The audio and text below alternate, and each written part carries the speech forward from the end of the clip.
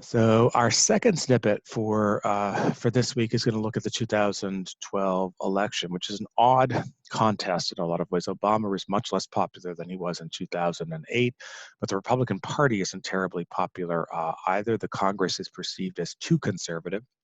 The Republican frontrunner is Mitt Romney, but Romney is a lot of Republicans just don't seem to like Romney very much. This is the guy who is ideologically flexible.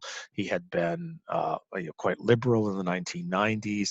Then he's elected governor of Massachusetts in 2006, and he governs as a moderate. Excuse me, in 2002, he governs as a moderate for his first 2 years, and then as a very conservative governor, especially on social issues. His last 2 years. Runs for president in 2008 as a hardline conservative, runs for president in 2012 as kind of a pro-business moderate within the within the Republican Party, and a lot of Republicans basically believe, not incorrectly, that Romney doesn't have a real ideological core. They're searching for a candidate. Most of the challengers don't seem particularly formidable. And then late in 2011, Rick Perry jumps into the race. And Perry was the governor of Texas, where the job performance was doing very, very well in 2009, 2010, 2011. He was very conservative on social issues. So he's popular both with economic conservatives and with social issues. He had been twice elected by large margins as governor of Texas. He seemed like the kind of dream candidate for conservatives. There was one small problem with this. He wasn't the brightest bulb in the lot. And the signal event of the 2012 Perry campaign is this extraordinary episode on the debate. He had been campaigning on a platform of cutting government spending and had urged the elimination of 3 cabinet agencies, a very bold plan. But as we'll see, he can't remember what the third cabinet agency is. And I will tell you, it's 3 agencies of government when I get there that are gone: commerce, education, and the what's the third one there? Let's see. You need 5. Oh, 5. Okay, so commerce, education, and the EPA. EPA. There you go. No, okay. Let's talk deposition. Seriously?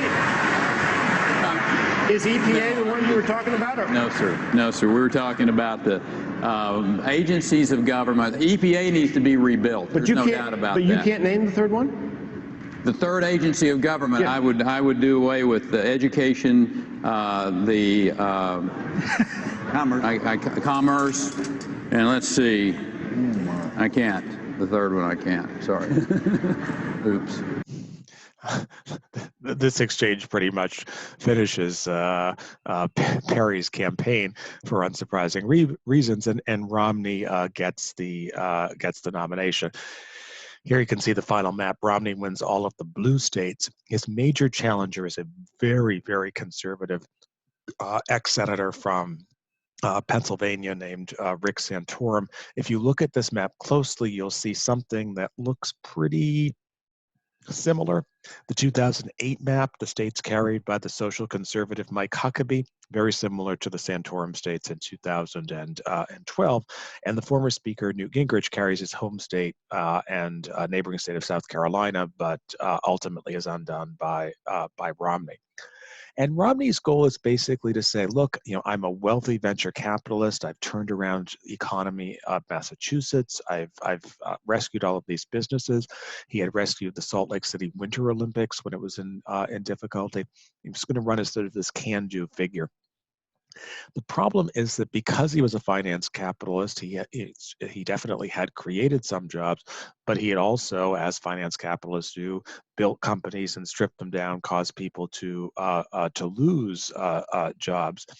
And the core of Romney's problem on this issue, the sense that he really doesn't care very much about the common man, comes in this a remarkable secret video that's recorded on an iPhone by a caterer at a high-priced Romney fundraiser, in which Romney claims that it's a tough race for him because 47% of the American people are just very used to accepting government handouts, and they're never going to vote for him. It's one of the early signs of the way that technology can lead to the dissemination of ideas that, 10 years ago, there would have been, 10 years before this, there would have been no way for the caterer to have gotten this information unless he brought in a tape recorder himself, and it would have been noticed. But here it's perfectly reasonable for him to have the phone. In any case, the Obama people sort of rework this into just a devastating campaign commercial. I'm Barack Obama, and I approve this message. There are 47% of the people who will vote for the president no matter what, who are dependent upon government, who believe that they are victims, who believe that government has a responsibility to care for them, who believe that they're entitled to health care, to food, to housing, to you name it. And they will vote for this president no matter what. And so my job is not to worry about those people. I'll never convince them that they should take personal responsibility and care for their lives. Again, this is a really this is a tough ad for Romney. And as with political gaffes that we've seen over the course of this semester, political gaffes are bad for two reasons. The first, this is just it's a shocking statement. You have a presidential candidate insulting a large swath of the electorate. This is one of the things that Hillary runs into difficulty with in 2016. But secondly, what makes gaffes worse is that they reinforce preconceived notions. And the preconceived notion about Romney was that he basically just cared about making money, and he didn't care about people who got harmed in the process. And even though the race is close throughout, and even though Romney's he was very close to Obama in the polls, in the end, Obama wins by a healthy majority, by 4 points, or down from 8 in 2008. And he carries all of the states that he carried in 2008, except for Indiana, a very Republican state that he won in a big upset, and North Carolina. He also loses the House seat in Nebraska that he had carried. But this is a comfortable win for Obama. And as you can see, it is an election that is very generationally divided. Basically, the country under the age of 44 votes for Obama by quite a bit. The country over the age of 45 votes for Romney by quite a bit. And this generational gap is something that we'll see again in 2016, and we're continuing to see in contemporary politics. These are very different groups of voters. Romney voters are overwhelmingly white, small percentage of Hispanics, and then a much smaller percentage from other minority groups. Of Obama voters, only around half of them are white. A huge chunk of them are black, and a significant portion of them are Hispanic. So you see kind of two different coalitions created by the parties, which foreshadows again what we'll see in 2016. In the Senate, the Senate was controlled by the Democrats narrowly going into the 2012 election, but there were an unusually large number of competitive states. This is from the New York Times just before the election. You can see Maine, Massachusetts, Virginia, Indiana, Wisconsin, Missouri, Montana, Nevada.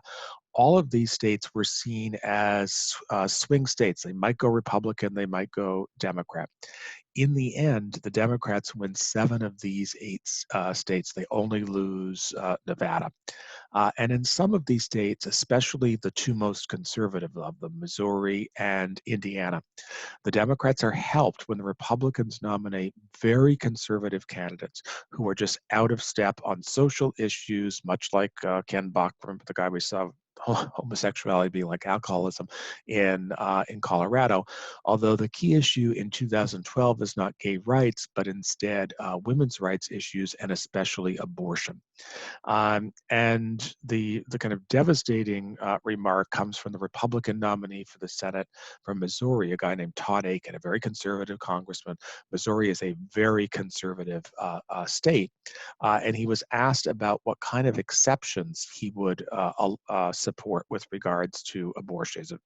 Ake is a very strongly pro-life congressman, but previously had spoken against the idea of abortion, of allowing abortion in cases of rape. And he was kind of asked about this, and this is the just amazing answer. If an abortion could be considered in a case of, say, a tubal pregnancy or something like that, what about in the case of rape? Should it be legal or not? Well, you know, people always want to try and make that as one of those things. Well, how do you slice this particularly tough sort of ethical question? It seems to me, first of all, from what I understand from doctors, that's really rare. If it's a legitimate rape, the female body has ways to try to shut that whole thing down. But let's assume that maybe that didn't work or something. You know, I think there should be some punishment, but the punishment ought to be in the rapist and not attacking the child. And I too certainly stand for life. I know there are some who disagree, and I respect their point of view, but I believe that life begins at conception. The only exception I have for to have an abortion is in that case of the life of the mother. I struggled with it myself for a long time, but I came to realize life is that gift from God, and I think even when life begins in that horrible situation of rape, that it is something that God intended to happen. Yeah, these statements speak for themselves, and in both instances, the statements basically finish the campaign. Now there are lots of, well, not lots, but there, you know, the idea of abortion as murder is a sincerely held belief in several faith traditions. But what Akin and Murdoch come across as, I mean, Akin comes across as an idiot, and Murdoch comes across as indifferent to the suffering of survivors of rape.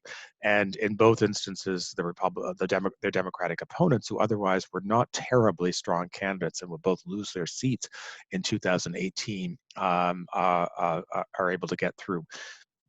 You should notice a pattern here. Remember in 2010, we saw the Delaware candidate who had the background in witchcraft. Republicans nominating candidates who are too extreme probably cost them 5 Senate seats in 2010 and 2012. Nevada, Colorado, Delaware in 2010, and Indiana and Missouri in 2012. So the final result, as you see here, the Democrats clean up in the Senate in 2010 and end with a 55-45 majority. The two independents side with the Democrats in the Senate. That said, this isn't a great year for the Democrats overall. They actually, you know, basically hold their own only in the House of Representatives. The light blue areas are seats that are picked up by the Democrats from Republicans. The light red areas are picked up by Republicans from Democrats. You see, basically, it's a one-for-one approach. The Republicans are helped by the fact that they had controlled a number of state legislatures in swing states because basically they did well in the 2010 elections. And the result is, you can see some of these maps, cleverly drawn gerrymanders, where the general pattern in these map drawing lines was to create these awfully shaped districts that would pack in lots of voters of the minority party, in this case mostly the Democrats, although in Maryland's case it was the Republicans who were the minority party. And so you get a district that would be like 85 or 90% Democratic or 75% Republican, and that would allow the majority party to win lots of seats otherwise. And this is, you know, in 2020 we're going to be seeing this again. It's a recurring pattern in American politics. But nonetheless, Obama is reelected. He has a Democratic Senate. The question is what, if anything, he's going to be able to accomplish in his second term, and we'll look at that in the next snippet.